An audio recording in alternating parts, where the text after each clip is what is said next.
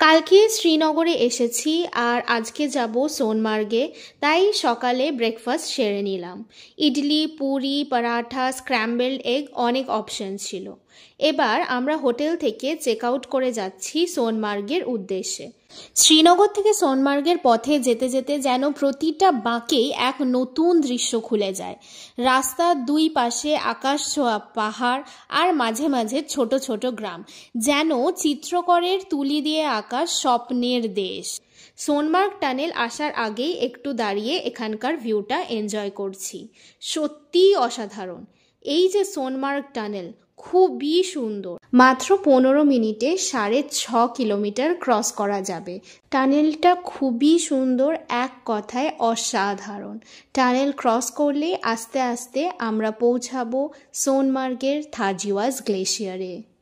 সোনমার্গের কাছে অবস্থিত থাজিওয়াস গ্লেশিয়ার প্রকৃতির এক অপূর্ব সৃষ্টি। এটি সমুদ্রপৃষ্ঠ থেকে প্রায় 9186 ফুট উচ্চতায় অবস্থিত। গ্রীষ্মকালেও এখানে বরফে ঢাকা থাকে চারিদিক, যেন এক স্বপ্নরাজ্য। চারপাশে তুষারাবৃত পর্বত, গর্জনারত ঝর্ণা আর সবুজ উপত্যকা মিলিয়ে থাজিওয়াস যেন এক স্বর্গের টুকরো পৃথিবীতে নেমে এসেছে। এই হিমবাহ সোনমার্গ থেকে প্রায় 7 কিলোমিটার দূরে অবস্থিত। গ্রীষ্মে হাজারো পর্যটক ঘোড়ায় চেপে বা হাঁটতে হাঁটতে এখানে পৌঁছান। বরফের চাদরে ঢাকা পাহাড়ের গা বেয়ে নেমে আসা ঠান্ডা বাতাস মনকে এক অদ্ভুত শান্তি দেয়। যত উপরে উঠছিলাম বাতাস তত ঠান্ডা হচ্ছিল, কিন্তু উত্তেজনায় মন গরম হয়ে উঠছিল। প্রায় 1 ঘন্টা যাত্রার পর চোখের সামনে উন্মোচিত হলো থাজিওয়াস গ্লেশিয়ার। সাদা বরফের অসীম চাদরে মোড়া এক নীরব রাজ্য। সূর্যের আলোয় বরফ যেন হীরের মতো ঝলমল করছিল। মনে হচ্ছিল যেন সময় থেমে গেছে।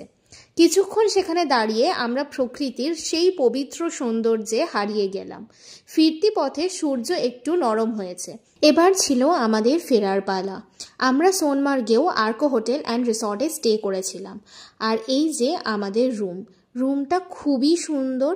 আর এইটা সব থেকে বেস্ট পার্ট, রুম থেকে ভিউটা জাস্ট অসাধারণ, বলে বোঝানো যাবে না। আর এটা আমাদের ওয়াশরুমে mirror, hair dryer, body wash, body lotion, shampoo, conditioner সব ফ্যাসিলিটিস ছিল। ফ্রেশ হয়ে একটু কাজু রোল খেলাম। আর ডিনারে বুফে সিস্টেম ছিল। তো এটাই আজকে আমার ডিনার প্লেট। আজকে এখানেই শেষ করছি। টাটা।